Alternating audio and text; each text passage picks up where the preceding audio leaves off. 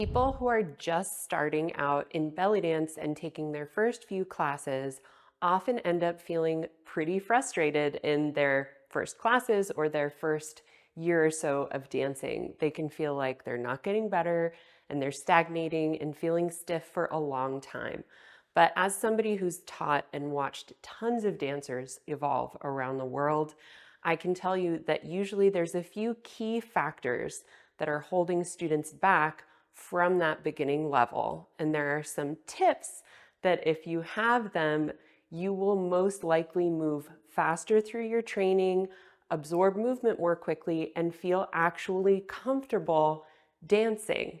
So in this video, I'm going to give you my 6 top tips that I wish all beginners knew when they were starting out to give you a great foundation and a great start to your learning of this dance. Number 1, choosing the wrong teacher. I know that in some areas, access to this dance and teachers is a little bit limited, but we really do need to be careful in who we're choosing to be our teachers, especially when we're in that delicate beginner stage. You can imagine as a beginner, your first teacher is going to give you so much of your base foundation for this dance.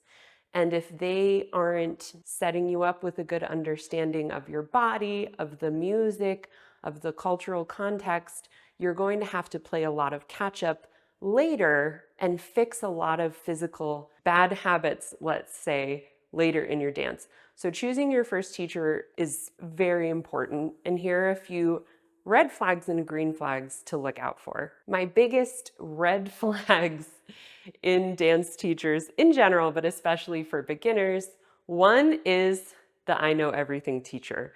No one teacher knows everything about everything. And if you have somebody that's selling their method to you as the only way, and if you don't use my way, you're never going to be able to dance, this is the first red flag. Often happens that teachers like this will keep students with them for a really long time, and the students don't end up advancing because they don't have exposure to other movements, other options, other styles, and it kind of limits their movement within the wider dance community. The second red flag I have is, especially for beginners, it's very important that you have a teacher that understands how the body works, is able to explain the alignment of the body, where each movement is originating, so you can understand inside your body how the movements work. Another element of that is having a teacher who's able to correct your technique. So if you're just standing and dancing behind somebody for so many years, that you might be doing a movement completely wrong and never have the chance to make those little adjustments that are going to correct the movement and put you in a safe and nice position and improve your technique. So it's good to have beginner teachers that know how to break down the technique for you as well as correct your technique. The third red flag is teachers who don't include information about the music or the cultural context of the dance steps they are teaching. This dance is deeply culturally ingrained. For me, I'm focusing in Egyptian dance styles. There are very direct and deep connections between the movement, the music, and the culture. So understanding the music and explaining these different elements of cultural context give you an idea of the depth of the dance form and can help you understand how the movements are actually applied. They make you more comfortable with dancing, more aware of how and when to use different movements, and just give you a general deeper appreciation of this as an art as opposed to just an exercise. So I definitely suggest having teachers that are informed, willing to share musical details, include cultural contextual details into their training. It just enriches everything you're learning and connects you to some really beautiful and rich cultural traditions. So we talked about a few red flags. Let's talk about a few green flags. Big green flags for me are teachers who understand their body, but are also able to look at other students' bodies and understand how we can adjust them to get them into a safe place to be performing the movements that's going to feel good, that's going to look good, even if it's a little differently than the way their body moves. So having technical awareness to be able to explain, but also to correct and make room for different people's bodies moving in different ways. I also love teachers who are very active with their dance community, that do collaborations with other dancers, that are often attending and encouraging you to attend lots of different people's events so you can have so much exposure and opportunity to see and to learn with many different dancers. It's also a huge green flag for me, and this is something important for me as a teacher, is continuing education. Great green flag is a teacher that really constantly is upping their own knowledge, taking classes, taking private lessons, studying, reading, anything they can do to continuously expand their knowledge so that what they're giving you is as rich and updated as it possibly can be. You'll have to let me know what you think your red flags and green flags are in the comments, and let's move on to the next tip. Mistake 2 is moving too quickly, and this has different levels. So 1, trying to move too quickly through your learning process. So often dancers walk into their first class with the expectation of wanting to do like the most advanced move before they even start from the most basic steps. So I often have students coming in being like, when are we going to do a flutter? When are we going to do like a vibration shimmy and all this crazy stuff? So just know that when you're beginning, a lot of the videos that you see of your favorite dancers, they're going to be performing movements that they've been practicing and working on for a really long time. And a great part of mastering the art, we can say, is that look of ease on the performer's face. So they might be making a lot of these difficult movements look very, very easy. But just understand that to build up to the level of some of our great favorite dancers, it takes years and hours of training, the very basic foundational moves to work up the strength, the coordination, and the skill to be able to execute those higher level movements. So take your time when you're training, take your time when you're practicing, because the more you spend on your foundational movements, the stronger and more amazing your dance is going to be in the long run. And the other part of this answer about moving too quickly is also literally moving too quickly with your body. I tend to see beginners rushing through movements and drills. For example, the shimmy, starting with very slow hips, I see people trying to speed them up right away before being able to let their bodies understand that slow basic version of the move. When we're starting out and practicing, you want to make sure you are practicing movements slowly and really practicing body awareness. Doing a little check-in every few minutes, saying, where am I feeling this? What muscles do I feel working? Which part of my body is active? Which part of my body is not active? Practicing slowly with this level of body awareness can really help you build the skill and the control to do the more advanced and faster movements. Don't move too quickly through your training. And as you're training your movements, give yourself the time for your body to really master the movement before speeding it up and taking things to the next level. Mistake 3 is practicing without body awareness.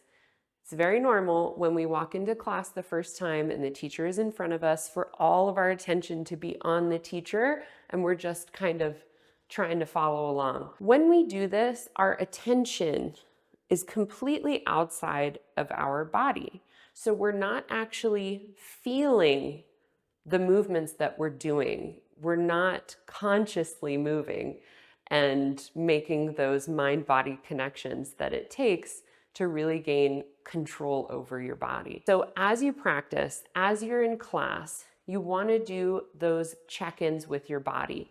Feel where your weight is on your feet. Feel how your hips are aligned in comparison to your chest. Feel what muscles are working and what muscles are relaxing. And again, this is why it's important to have a teacher who's very aware of their own bodies, so you can ask these questions. Where should I be feeling this? My glutes are really tight when I'm doing this. Is that right or is that wrong? These little details about your alignment, your muscle engagement and relaxation, these are often the little details that make the difference between you getting a move and feeling great or feeling stiff and never improving at the move itself. So learning how to practice body awareness as you're learning will really speed up your learning process. Mistake number 4, forgetting about posture and alignment. If you have a good teacher, they should give you some idea of how you should be aligning your body and what your basic dance posture should be. The way that we hold our body, the way that we stand, is one of the main starting stages of learning any new dance style. It dictates the way that the body moves. It dictates the way that the muscles engage and relax. So we should always be starting from this point, and we should always be revisiting this in our minds. So maybe you learn it once, but then it's never repeated and you just forget about it over time. A lot of the reasons why I stress this so much with this dance style is that the really common postural mistakes will completely mess up our moves. Rounded forward shoulders and forward head will not allow for our arms to raise the right way, so we're always going to have like tension and pressure in our shoulders. A lot of people release their pelvis and let their knees lock back. This creates pressure in the low back, limits the mobility in the hip joints, creates pain and pressure in the knee joints and even the ankle joints. Not only will focus on posture from an early point improve the way that you're able to execute the movements, but it'll also prevent pain and injury down the line that you may get from doing movements over and over in an unhealthy body position.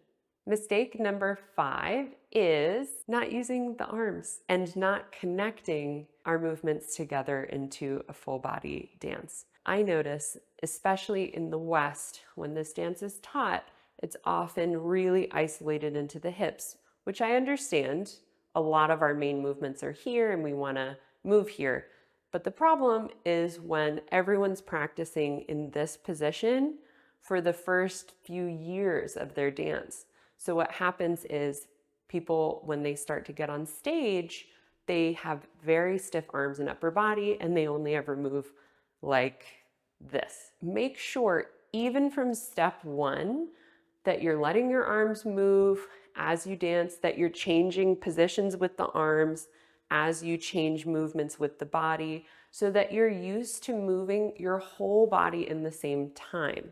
If you get used to only using one part at a time, there will be a point when you go into intermediate or advanced level or professional level dance classes, and you're all of a sudden asked to coordinate and move arms, chest, belly, hips, legs in the same time in coordination. So if you're only ever practicing like this from step 1, this is going to be much harder to change later. And it's not just about the arms, as I said, it's about really thinking about this as a full body dance instead of a one part of the body exercise. It's very important and helpful to drill each movement by itself and really focus in, being able to isolate, but it's just as important to learn about how we can bring everything together and feel like we're dancing even from a beginner level. Mistake number 6 is ignoring music from an early level. So this one is all about music. I did mention music connection before, but I'm going to talk a little more about it. What is dance without music? We lose so much of the identity of the dance when we're not connecting it with the music that it's made for. It's very important if you do want to be able to freely dance, be able to improvise, create your own combinations, dance on your own, you have to understand the music. And a part of that training is understanding where the connections are between the music and the movement. Are we moving with the melody? Are we moving with the rhythm? Are we hearing the drum accents? This is something I really highly suggest. Get some music playlists. I'll put this in the description of this video. I have a page where I put all of my class playlists and different categories of music. Like this one's pop music, this one's classic music, this one's folklore music. So you have a lot of music you can listen to and practice with. As you're learning your moves, even from a beginning level, make sure that you're taking the time out to, one, think about and look at where the move is connecting in with the music.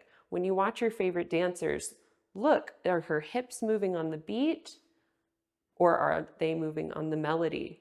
Are her feet moving with the beat? How is she organizing her dance along with the music? And what style of musicality do I like? A lot of what makes our favorite dancers great is not just their technique, but their connection to the music. So I highly encourage you to take a few minutes every time you practice and just freely dance so you can start making those movement and music connections from day one. If any of these tips spoke to you, you are not alone. A lot of people deal with these challenges as they're starting to learn, but it's just really important and helpful to have information like this early on and even later so that we can always improve our learning process and make sure that we're making informed decisions when it comes to what teacher is going to help us the best at what point in our dance learning journey. If you want to have a strong foundation in beginning dance, working through posture, technique, conditioning, stretching, as well as the movements themselves and the musicality, I invite you to join my 1-month beginners course. It'll just give you a really nice base for your dance, and you can find the link for that in the description below. And let me know if you have any tips that you wish you learned when you were a beginner that would have really improved your learning process. I'll be really interested to hear from you and see you in the next video.